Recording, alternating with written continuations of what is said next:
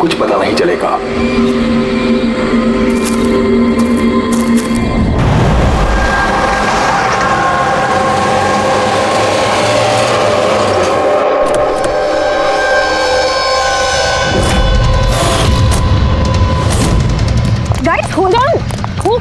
कोई मुझे बताएगा? You guys don't understand. You know ना सिचुएशन क्या चल रही है। पापा और भाई दोनों फोन नहीं उठा रहे। पापा, रे, प्लीज दरवाजा खोलो। करण देखो ना, कोई दरवाजा ही नहीं खोल रहा है। पापा, मिथुन काका, रे, मिथुन काका। Oh my God, रे। Oh my bro, my bro. He's no more.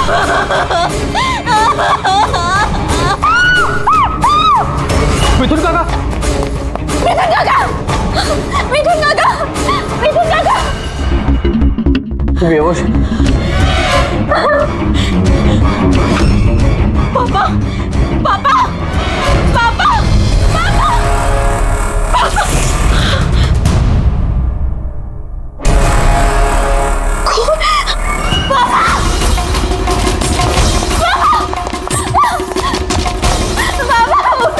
देखो ना जरा पापा को क्या। शीतल अंकल, शीतल प्लीज प्लीज जल्दी डॉक्टर को बुलाओ करो। काम करने जा। आरा अंकल डोंट एम्बुलेंस को कॉल करो, एम्बुलेंस को कॉल करो अर्जेंट। शीतल, जब तुम वहाँ खंडाला में थी तब ये सब हुआ? हाँ जी सर, एक्चुअली वहाँ हमारी प्रॉपर्टी को लेके कुछ प्रॉब्लम्स चल रही थी, इसीलिए मैं और करण वहाँ गए थे। करण? जी, ही इज माय लॉयर। अच्छा। सर वो लैंड शीतल के नाम पे थी, इसलिए उसे वहाँ होना ही था। यस सर, बहुत इंपॉर्टेंट मीटिंग थी। हाँ she is Tara, my assistant. हाँ तो शीतल, जब तुम खंडाला में जा रही थी तब घर पर सिर्फ तुम्हारे पिताजी कल्याण जी और तुम्हारा भाई रे और ये मिथुन था, है ना? हाँ सर, एक्चुअली करीब 8 साल पहले एक एक्सीडेंट हुआ था जिसमें पापा की आईसाइट चली गई। पापा देख नहीं सकते और मिथुन काका उनका अकेले ध्यान नहीं रख पाएंगे, इसलिए रे वो यहीं रुक गया। मुझे उन दोनों को अकेले छोड़ना ही नहीं चाहिए था।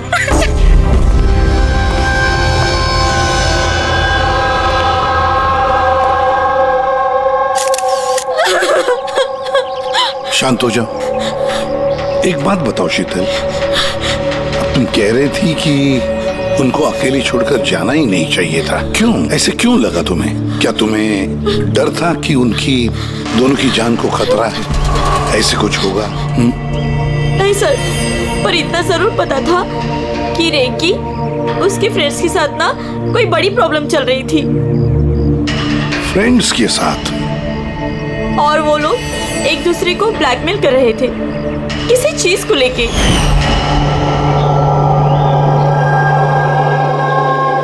तू ऐसा हम लोग साथ कैसे कर सकता है? एक बार फिर से सोच ले रे, अगर यही तेरा फाइनल डिसीजन है तो जानता है कि क्या होगा। आई डोंट केयर, मैं तो सिर्फ सही टाइम का वेट कर रहा हूँ। पर अगर किसी को कुछ पता चल गया तो? तुम पागल हो गई हो क्या? अगर तुम ऐसे बिहेव करती रहोगी तो श्योरली किसी ना किसी को तो डाउट हो ही जाएगा। गाइस, अगर हम कंट्रोल में हैं तो वी आर सेफ। गाइस, तुम लोग अपना देख लो, मुझे ऑनेस्टली नहीं पता है कि मैं क्या करने वाला हूँ।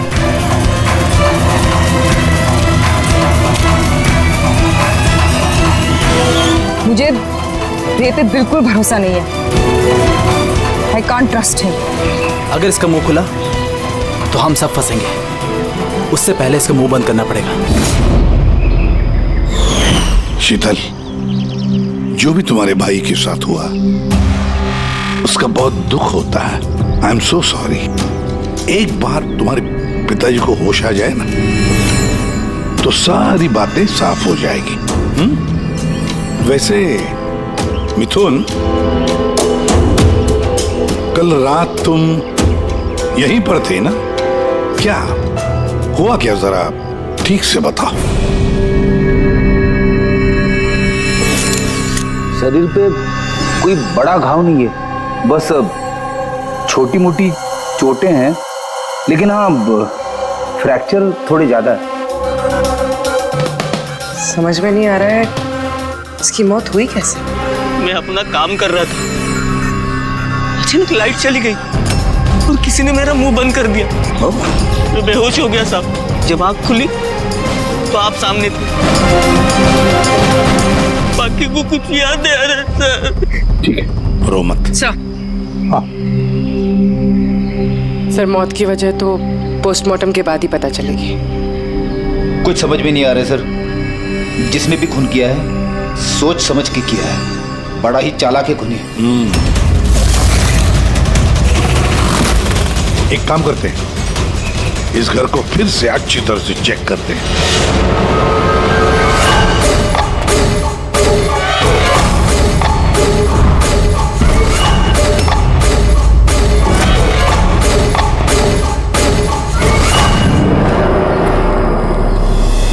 ग्लास तोड़कर अंदर घुसा है घर के अंदर।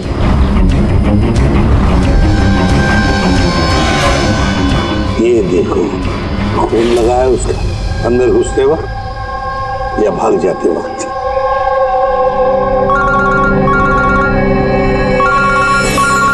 Hello, ACP Pradyuman. अच्छा, कल्याण जी को होश आ गया?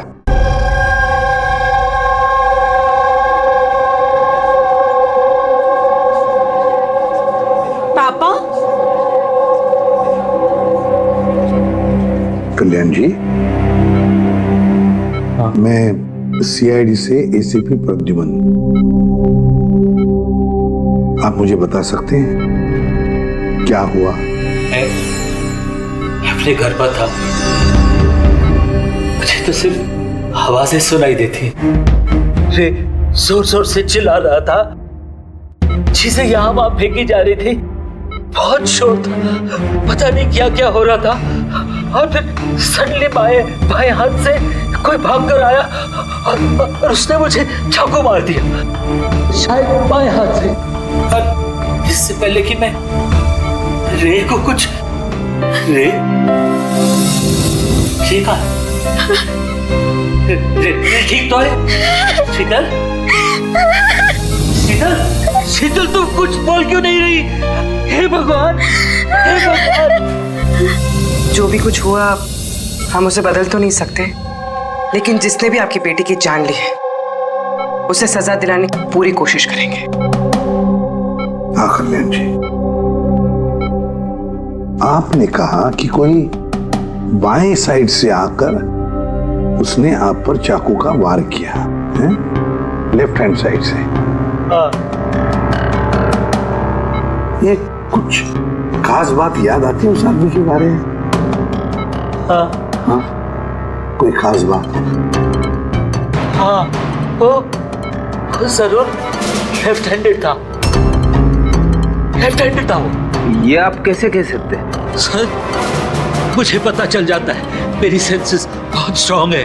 उसने जब मुझ पे वार किया, मैंने उसका हाथ पकड़ लिया था और वो इतना स्ट्रांग था, वो जरूर लेफ्ट हैंडेड था सर, 100% लेफ्ट हैंडेड था। तो क्या डॉक्टर साहब, ये जो जख्म है इनके शरीर पर, वो वाकई किसी कब्बू आदमी ने बनाया? यस सर, घाव के निशानों के हिसाब से यही लगता है। चलो सर, कुछ तो सुराग लगा। हाँ, ये चारों के चारों दोस्त रे को धमका रहे थे। गड़बड़ है, कुछ न कुछ तो गड़बड़ जरूर है इन चारों में। तनिषा, अंकिता, विवान और सैम। उठाओ इन चारों को, उठाओ।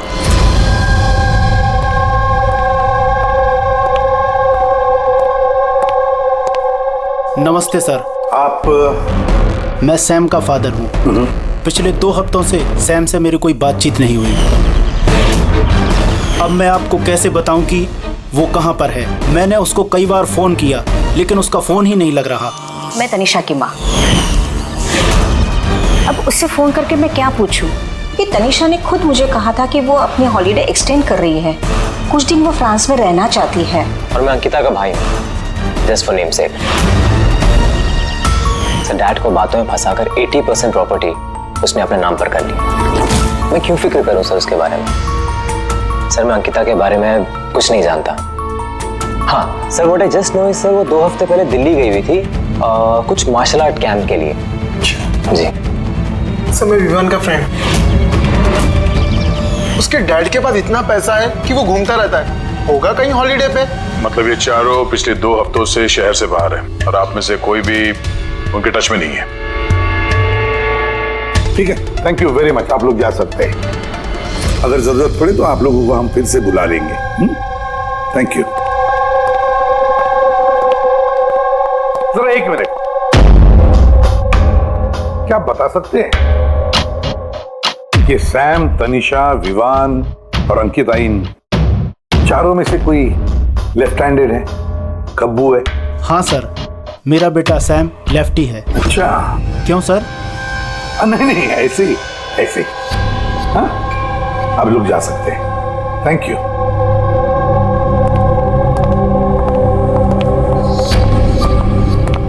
सर, कहीं ऐसा तो नहीं कि इन चारों ने मिलके रे को मार दिया हो सकता है सर, और उसी डर की वजह से ये चारों कहीं ना कहीं जाके छुप के बैठे होंगे। सर ये चारों की लोकेशन का पता चल गया। सर कल रात सैम, तनिषा, अंकिता और विवान इन चारों की मोबाइल लोकेशंस शीतल के घर के 3 किलोमीटर के रेडियस में थी। सैम, तनिषा, अंकिता, विवान, रे, उन पांचों में कोई एक राज छुपा हुआ है। कोई ऐसा राज जो वो पांचों किसी को बताना नहीं चाहते थे। वो राज अपने पास ही रखना चाहते थे। हो सकता है ये रे कमजोर पड़ गया हो, बस तो राज किसी को पता ना चले। रे किसी को ना बताए, इसलिए रे को खत्म कर दिया। ये पता करना होगा सर कि वो कौन सा राज था जिसकी वजह से रे की जान चली गई। सर, एक बात समझ में नहीं आ रही है, ये चारों फरार क्यों हो गए? इन्हें तो खून करते हुए किसी ने देखा ही नहीं। एग्जैक्टली, लाइट चली गई थी सर, और वो कल्याण जी देख नहीं सकते थे और नौकर मिथुन बेहोश पड़ा था, तो वहां से भागकर कोई शक अपने ऊपर ओढ़ के क्यों लेगा? सर पता नहीं क्यों ऐसा लगता है कुछ मिसिंग है। तो ट्रेस करना शुरू करते हैं सर। अगर ये शहर से बाहर गए हैं तो किसी railway station, airport, bus station, hotel पे तो गए होंगे, तो उनके क्रेडिट कार्ड और डेबिट कार्ड के डिटेल्स निकलवाते हैं। कहीं से भी हो, जहां से भी हो, इन चारों के लोकेशन के बारे में हमें इंफॉर्मेशन चाहिए, जल्द से जल्द। हाँ बोल सारुण, क्या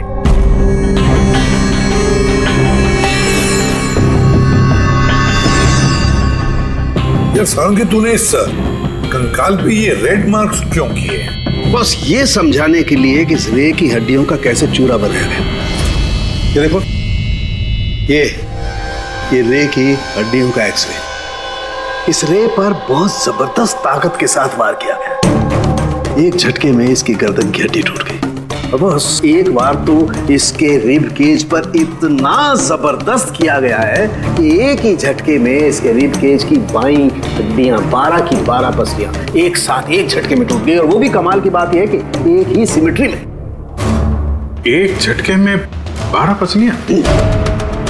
नतीजा हार्ट का रुक जाना, हार्ट ब्लॉक। इसके हार्ट पर जबरदस्त प्रेशर पड़ा।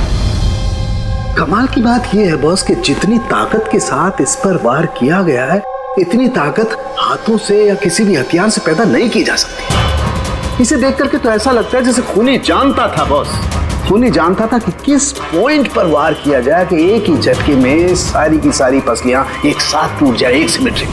हाथों से कोई इतना फोर्स तो पैदा नहीं कर सकता। हाँ, कर सकता है अगर कोई मार्शल आर्ट्स का जानकार हो तो।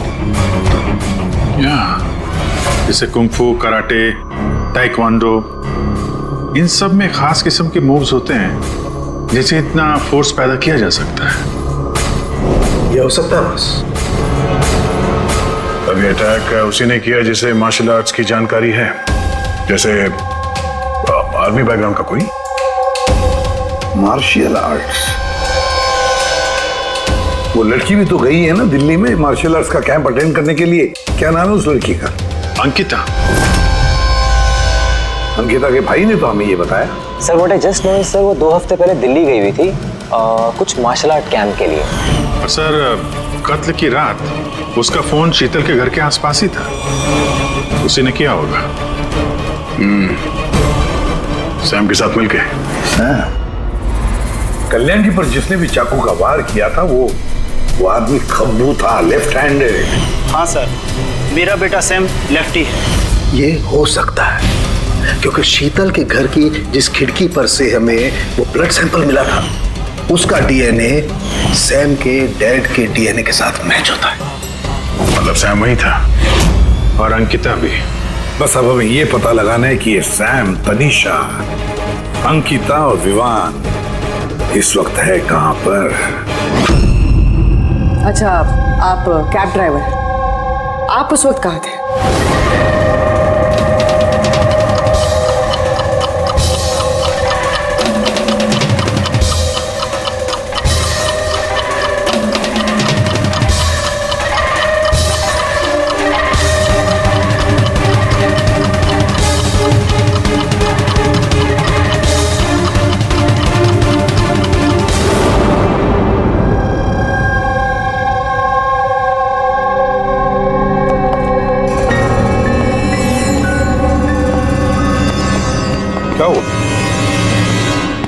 सर, सैम एक टूरिस्ट टैक्सी लेकर पूना चला गया। टैक्सी ने जहाँ उसे ड्रॉप किया उसका एड्रेस थोड़ी देर में मिल जाएगा। सर पिछले 24 घंटे में ये तनीषा ने पंचगनी में अपना एटीएम कार्ड 3 बार यूज किया सर। ये अंकिता तो बड़ी अजीब है। दिसंबर 2017 में इसने बोरिवली के ज्वाला डी मार्केट से 5 सिम कार्ड खरीदे थे। हाँ सर, ये वही जगह है जहाँ पे यूज सिम कार्ड मिलते हैं। और सर ये सब के सब 10 दिसंबर 2017 को महाबलेश्वर गए थे और 14 दिसंबर को लौटे। सर इन्हें लग रहा था कि इन्हें कोई पकड़ेगा नहीं, लेकिन इनसे एक गलती हो गई।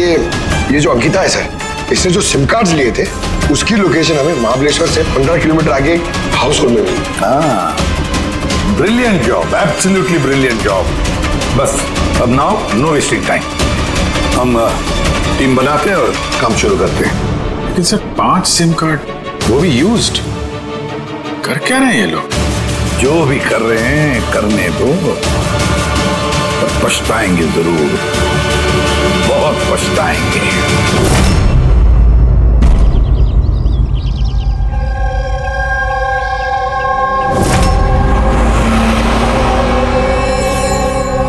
किसका फोन है? किसी विवान का है। विवान का कैसे हो सकता है? तुमने ठीक से सुना ना? अब उसने विवान कहा तो विवान ही होगा, मुझे क्या पता, आप बात करो। हेलो, कौन बोल रहा है? दूर, मैंने बोला था कि आज के बाद हम कांटेक्ट में नहीं आएंगे, तो कॉल क्यों किया? और तुझे पता कैसे चल रहा कि मैं यहाँ हूँ? ओके, तो वहीं रुक, मैं आ रहा हूँ।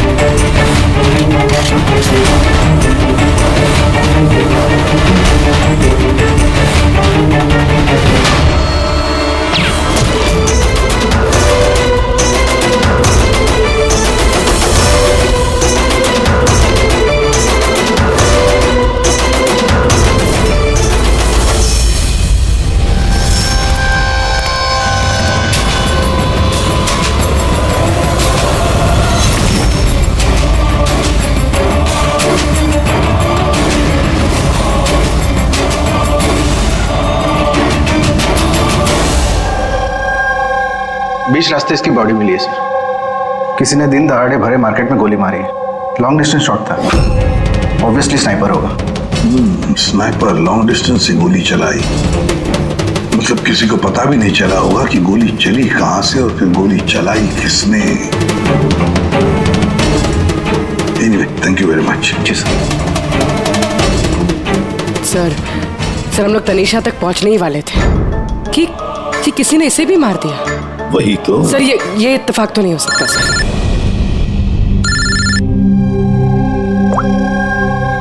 हेलो, क्या? ठीक है। क्या हुआ? सर, पुणे पुलिस स्टेशन से फोन था, किसी ने सैम को मार दिया। What? Oh my God! Sir, वो जिस लॉज में रुका था उसी लॉज के पास। सर, ये जरूर विवान और अंकिता का ही काम है। ये कोई सीक्रेट है जिसे छुपाने के चक्कर में ये लोग आपस में एक दूसरे का खून कर रहे हैं। अपनी जो भी है उसे पता कैसे चलता है कि हम किसके पास जाने वाले हैं? 4 में से 2 बच गए हैं, विवान और अंकिता।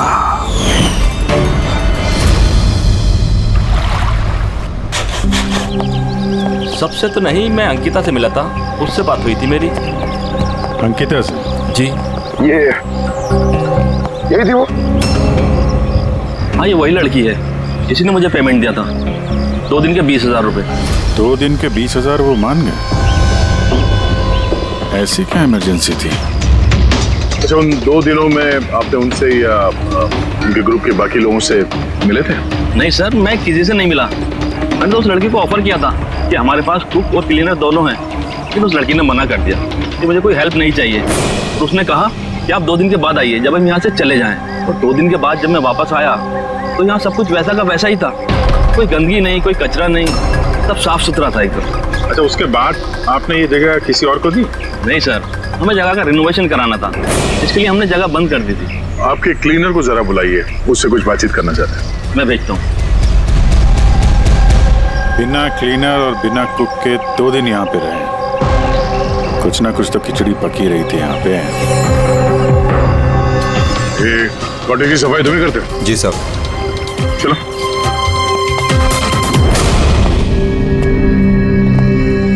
अच्छा, जब वो 5 लोग यहाँ से गए, उसके बाद जब तुमने यहाँ की साफ सफाई की तो कुछ मिला इधर उधर या कुछ अजीब लगा तुम्हें? नहीं सर, वो लोग तो बहुत अच्छे थे। जाने से पहले पूरी जगह को एकदम चकाचक साफ करके गए। पता नहीं कौन सा साबुन, क्या डिटर्जेंट यूज किया, पूरा घर चमका दिया था। वाह, सफाई हो रही है। ये कौन सा डिटर्जेंट है मैडम जी? अरे कुछ नहीं, वो रात को पार्टी हुई थी ना तो ज्यादा गंदा हो गया है। तुम जाओ, हम कर लेंगे। एक मिनट। ये लो, ये लेके जाओ। हाँ, जाओ।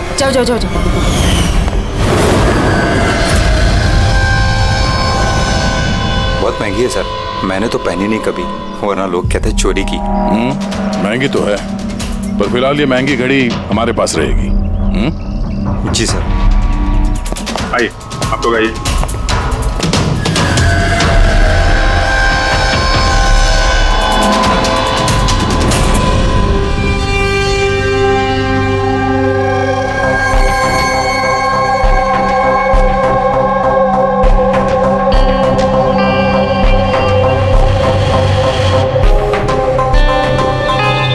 सर, सैम, तनीषा और रे तीनों का तो मर्डर हो गया है। अब बचे विवान और अंकिता। खूनी इन दोनों में से ही कोई हो सकता है। ये विवान ही होगा, उसी ने सैम को फोन करके लॉज के बाहर बुलाया था। तो जो भी हो, उसे पता कैसे चलता है कि हम कहाँ जाने वाले हैं? और जब भी हम वहां पहुंचते हैं तो उससे पहले ही वो वहां पहुंचकर फोन करके निकल जाता है। सैम किस लॉज में ठहरा है और तनीषा रोड पर कहाँ मिलेगी, ये सारी इन्फॉर्मेशन तो हमारे पास थी ना। उन तक कैसे पहुंची? सर, शायद वो लोग एक दूसरे के कांटेक्ट में हो। नहीं पूर्वी, बिल्कुल नहीं, क्योंकि लॉज के मालिक ने बताया कि सैम को जब विवान का फोन आया तो सैम को झटका लग गया। मैंने बोला था कि आज के बाद हम कांटेक्ट में नहीं आएंगे। कॉल क्यों किया? बॉस, क्राइम सीन पर ये जो शोपीस मिला है, इस पर ऑक्सीजन प्रोड्यूसिंग डिटर्जेंट मिला है। इसे ऑक्सीजन प्रोड्यूसिंग डिटर्जेंट से साफ किया गया है। ये क्या है? रेडी एक ऐसा डिटर्जेंट होता है जिससे सारे के सारे एविडेंस एकदम साफ किए जा सकते हैं, खून के निशान तक। हमें कोई डीएनए नहीं मिल सकता। मतलब सर ये हॉलिडे होम में खून हुआ था? एग्जैक्टली। और हाँ, ये घड़ी, इस पर अलग अलग लोगों की उंगलियों के निशान तो हैं ही, साथ ही इस पे मुझे किसी का डीएनए भी मिला है। तो शायद रे इसी खून का पर्दाफाश करने वाला होगा। पूर्व एक काम करो, ब्यूरो में जाओ, खून की रिपोर्ट्स चेक करो, मिसिंग पर्संस की रिपोर्ट्स चेक करो, देखो किसी भी रिपोर्ट में इस घड़ी का जिक्र किया है क्या। यार इन 5 में से बचे हैं 2, विवान और अंकिता। अगर खूनी विवान या अंकिता को कांटेक्ट करना चाहे तो फिर वो जो 5 यूज्ड सिम कार्ड्स है ना, वो इनके पास होंगे।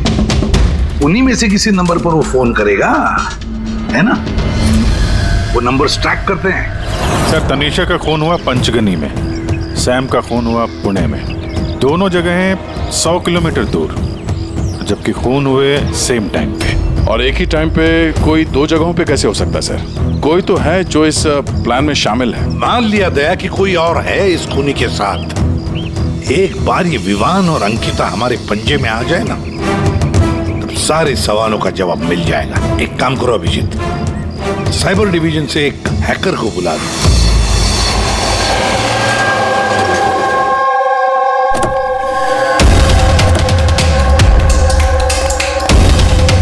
इसमें पूरे पैसे है ना?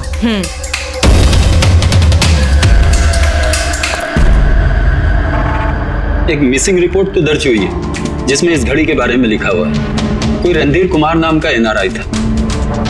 कब फाइल हुई थी रिपोर्ट? 6 दिसंबर 2017। कोई करण जोशी ने फाइल की थी। जी ये देखिए।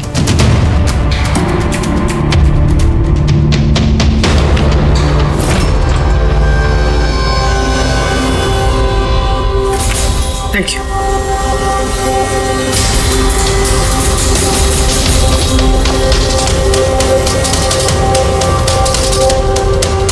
कहीं उन लोगों ने इस रणधीर को तो नहीं मार डाला?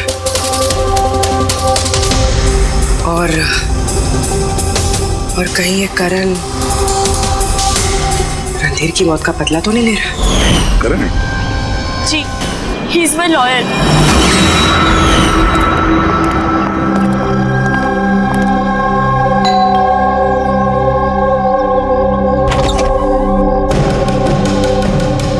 Good to see you. I hope इसमें पैसे पूरे हो गए। हाँ, पूरे पैसे हैं। आओ अंदर। देखो, हम लोग जहां भी जाते हैं उससे पहले खूनी को कैसे पता चल जाता है? मे बी आप लोगों की लोकेशन कोई ट्रैक कर रहा था। You mean GPS tracker? जी। Cell phone? Yes sir. एक काम करो, जरा हमारे सेल फोन चेक करो।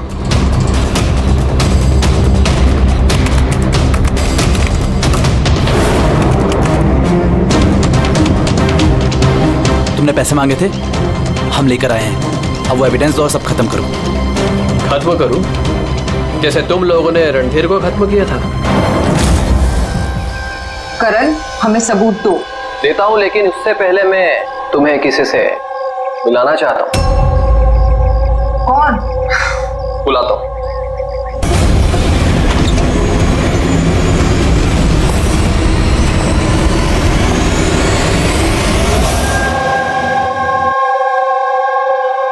सर देखिए, आप लोगों के फोन हैक्ड हैं। व्हाट? हैक्ड? पर कैसे? आपके फोन में हिडन स्पाईवेयर है जिससे आपके सारे ईमेल्स, कॉल, मैसेजेस, सब चीजों को ट्रैक किया जा रहा था। लेकिन हमारे फोन हैक कौन कर सकता है और कब किए होंगे? फोन तो ज्यादातर हमारे साथ ही रहते हैं। एक minute Abhijit, I see you. हमारे फोन्स को उसी वक्त उसने हैक किया है। और अभिजीत सर, दया सर, आप दोनों के फोन को शायद उसने एसीपी सर के फोन से हैक कर दिया होगा।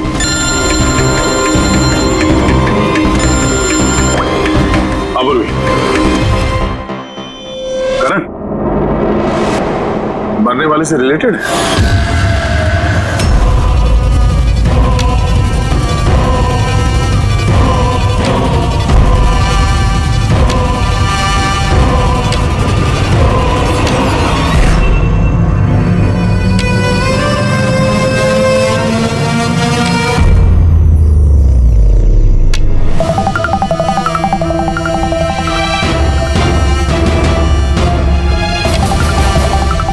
जो सजा रणधीर तुम लोगों को देने वाला था, अब हम तुम्हें देंगे। जैसे सैम,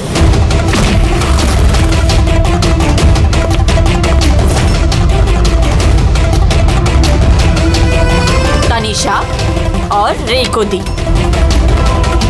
अब तुम दोनों की बारी है। तभी रणधीर की आत्मा को शांति मिलेगी। इसी घर में मारा था ना तुमने रणधीर को?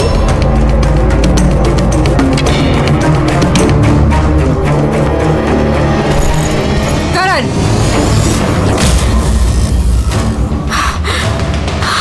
तुम्हारे पास कोई सबूत नहीं है ना? तुमने हमें फंसाया है ना? हाँ?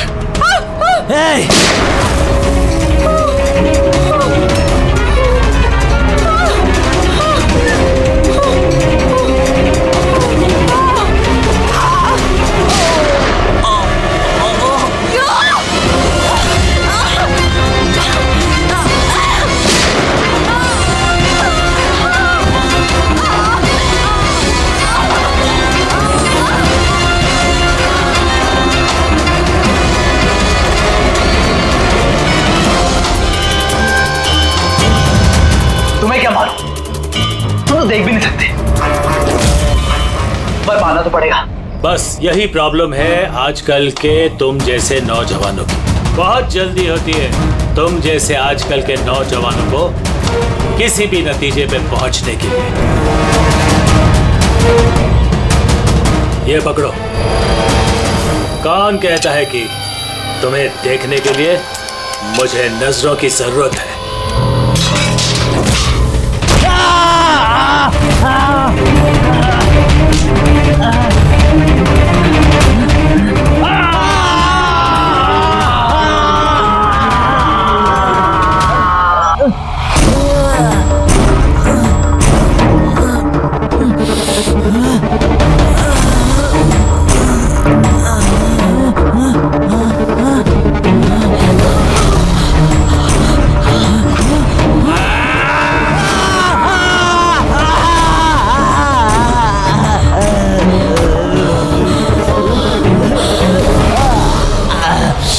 शीता बेटा, तुम ठीक तो?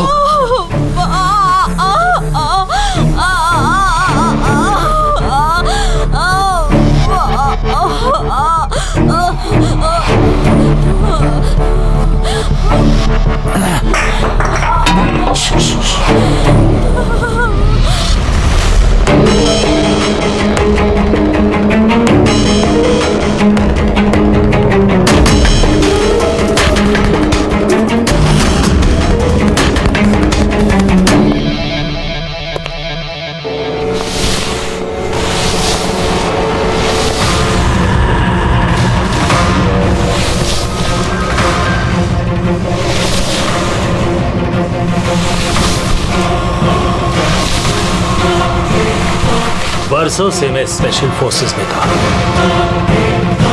दुश्मनों को तो मैं चुटकी भर में सूंघ कर निकाल देता था। फिर तुम तो बच्चे हो।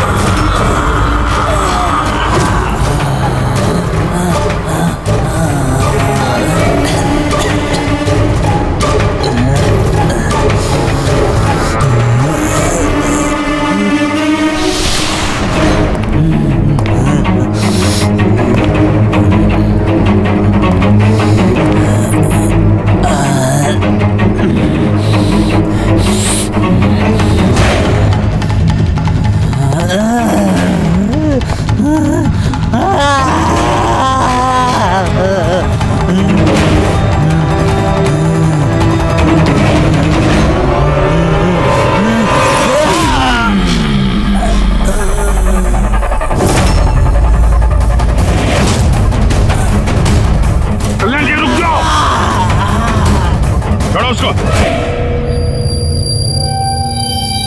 मैं तो अंधा हूं ऑफिसर, लेकिन आप देखकर बताइए कि मैंने उसका सारा शरीर बेकार कर दिया है या नहीं, या तुम एक और।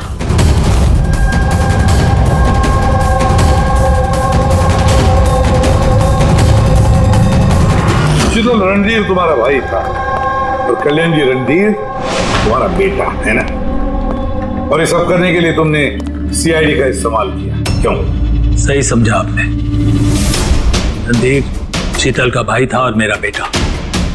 यानी रे का भाई? नहीं, रे मेरा बेटा नहीं था, उसे तो सिर्फ मैंने इस्तेमाल किया था। हमें गुमराह करने के लिए, ताकि हम विवान, अंकिता और सैम तनीषा के पीछे लग जाए और उन्हें सजा दिलवाए, ताकि आपका बदला पूरा हो सके। हम उसे मारना नहीं चाहते थे। रणधीर एक्सचेंज प्रोग्राम का स्टूडेंट था, एकदम सीधा लेकिन बहुत पैसे वाला। अंकिता हमेशा से ही एक हाई फाई लाइफ जीना चाहती थी। उसने ये प्लान बनाया और रणधीर को किडनैप करके उससे पैसे मांगने का। कितना रैंसम मांगा था तुम लोगों ने? 5 करोड़।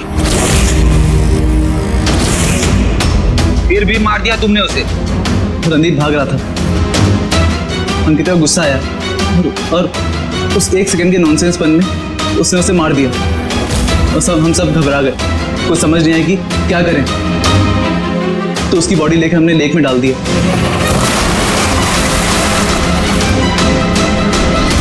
रे को ये बात हजम नहीं हुई है, और यहीं पर तुम्हारा प्लान गड़बड़ हो गया। सर, वो रणधीर की इंडिया में सारी रिस्पॉन्सिबिलिटी मेरी थी। कल्याण अंकल और शीतल तो न्यूयॉर्क में थे, लेकिन रणधीर का केयरटेकर मैं यहाँ था। इन लोगों को पैसा देने के बाद भी इन्होंने रणधीर को नहीं छोड़ा, मार दिया। तो मैं घबरा गया, मुझे कुछ समझ नहीं आया। फिर एक दिन रे का कॉल आया। मुझे बिलीव नहीं हो रहा है कि हमने उसको। हम सॉरी कुछ नहीं होगा तुम्हें, तुम सिर्फ हमें बता दो कि बाकी के दोस्त लोग कहाँ हैं। अंकल वो सब बाहर चले गए जब तक कि रणधीर का केस सॉल्व नहीं हो जाएगा ना। अंकल वो वापस नहीं आएंगे। कहाँ है वो? मुझे उस बारे में कुछ भी नहीं पता। रे तो हमारे पास था ही, बस उन चारों को पकड़ना था, और ये काम हम अकेले नहीं कर सकते थे। तो इसीलिए तुमने हमारा इस्तेमाल किया, क्यों? रे से सारी इंफॉर्मेशन निकालने के बाद तुम लोगों ने उसे एक दर्दनाक मौत दी, ताकि हम लोग वो केस इन्वेस्टिगेट करें और ये सारी कहानी निकल के सामने आए। साथ में हमें सारे एविडेंसेस दे दिए, उन चारों के मोबाइल नंबर्स, और सैम जिस पैथोलॉजी लैब में काम करता था वहां से उसके ब्लड सैंपल मंगवा लिया। हम सबके फोन्स हैक किए। काफी अच्छी प्लानिंग थी। लेकिन एक बात भूल गए तुम, सजा देने का काम तुम्हारा नहीं, कानून का है। रणधीर की मौत का बदला तो तुमने ले लिया, लेकिन सजा अपने आप को दी है, अपने आप को।